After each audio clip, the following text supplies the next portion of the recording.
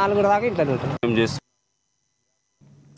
యువత మాదక ద్రవ్యాల బారిన పడకుండా జాగ్రత్తలు పాటించాలని పట్టణ సీఎస్ సునీల్ కుమార్ పిలుపునిచ్చారు. తెలంగాణ రాష్ట్ర ప్రభుత్వం ఆదేశాల యాంటీ నార్కోటిక్స్ బ్యూరో సూచనల మేరకు ఆదిలాబాద్ పట్టణంలోని మున్సిపల్ పార్క్ ఎదుట ప్రభుత్వ arts and commerce degree college విద్యార్థులచే స్ట్రీట్ ప్లే నిర్వహించారు. అయితే యువత మత్తుకు బానిసలైతే కలిగే పర్యవసానాలు కాలేజీ విద్యార్థులు వీధి నాటకంపై ద్వారా ప్రదర్శించారు.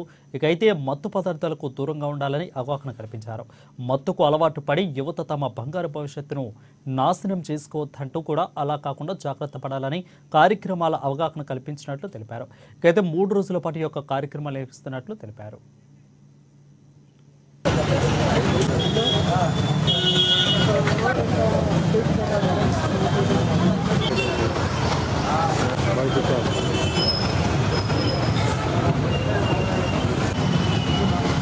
क्या करना, इससे ज़्यादा मेरे से नहीं होता मैम, इससे ज़्यादा ये लो आपकी जॉब आप रखो।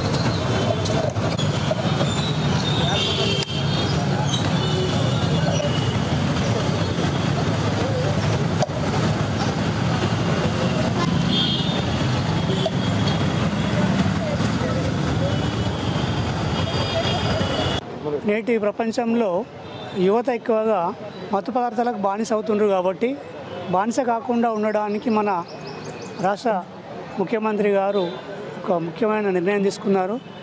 యువతను కాపాడుకోవడానికి యాంటీ నార్కోటిక్స్ బ్యూరో తరపున ప్రతి కళాశాలలో అవేర్నెస్ ప్రోగ్రామ్స్ ఏర్పాటు చేయడం జరుగుతుంది. ఆ అవేర్నెస్లో భాగంగా GDC arts and commerce Adilabad మా విద్యార్థులు ఈరోజు స్కిట్ వేయడం జరిగింది. స్ట్రీట్ నాటకం అంటే వీధి నాటకంలో భాగంగా యువతను మత్తు పదార్థాల నుండి కాపాడడం, అవేర్నెస్ కల్పించడం, మత్తు పదార్థాల రవాణా మరియు వినియోగాన్ని నిర్మూలించడానికి రాష్ట్ర ప్రభుత్వానికి సహకరించడంలో భాగంగా ఈ కార్యక్రమం నిర్వహించడం జరిగింది.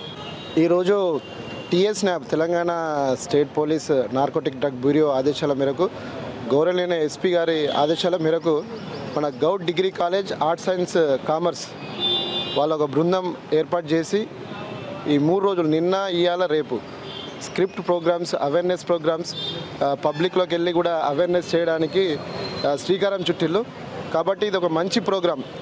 నేటి తరంలో యువత డ్రగ్స్న బారిన పడకుండా ఎటువంటి జాగ్రత్తలు తీసుకోవాలి. ఇవాళ రేపు గాంజా మత్తులో చాలా క్రైమ్స్ చేయబడుతున్నాయి.